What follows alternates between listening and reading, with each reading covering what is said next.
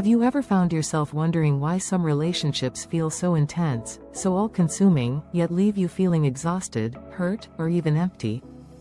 You might think it's love, but what if it's something else? What if it's an addiction to pain rather than true love?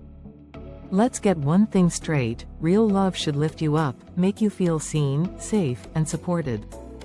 But when we're caught in the thrill of the highs and lows, the late-night arguments, the silent treatments, and then the apologies, it's easy to mistake the intensity for passion.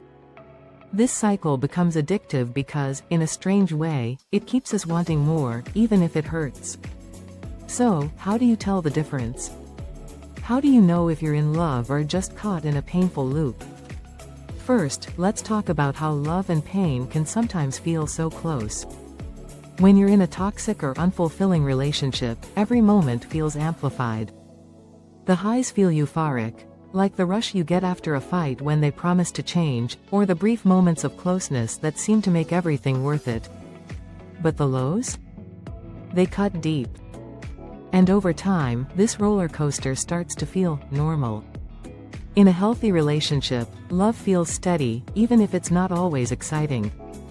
There's no need for endless fights or apologies. You can feel safe without the constant chase or the uncertainty. It's comfortable, but in the best way, like finally finding solid ground after a lifetime of storms. On the other hand, when we're addicted to pain, we start equating love with suffering. We tell ourselves that love has to hurt because that's just how it is. But this isn't true love. This is a cycle, one where the pain and the intensity become a substitute for real intimacy.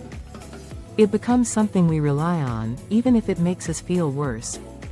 Here's the truth: love doesn't need to be painful to be real. You don't have to sacrifice your happiness, your self-worth, or your peace just to keep someone around. True love may have its ups and downs, but it should never leave you doubting your own worth. So, ask yourself this: when you're with this person, do you feel at peace, or are you constantly on edge? Do you feel accepted for who you are, or are you constantly trying to prove your value? If it's the latter, then maybe it's time to step back and consider whether this is really love, or just a habit of pain. Breaking free from this cycle isn't easy. It takes strength to walk away from something that feels so intense, but remember, love isn't meant to be a trap. It's meant to be a place where you can grow, heal, and feel truly valued. Because you deserve more than a love that hurts. You deserve a love that feels like home.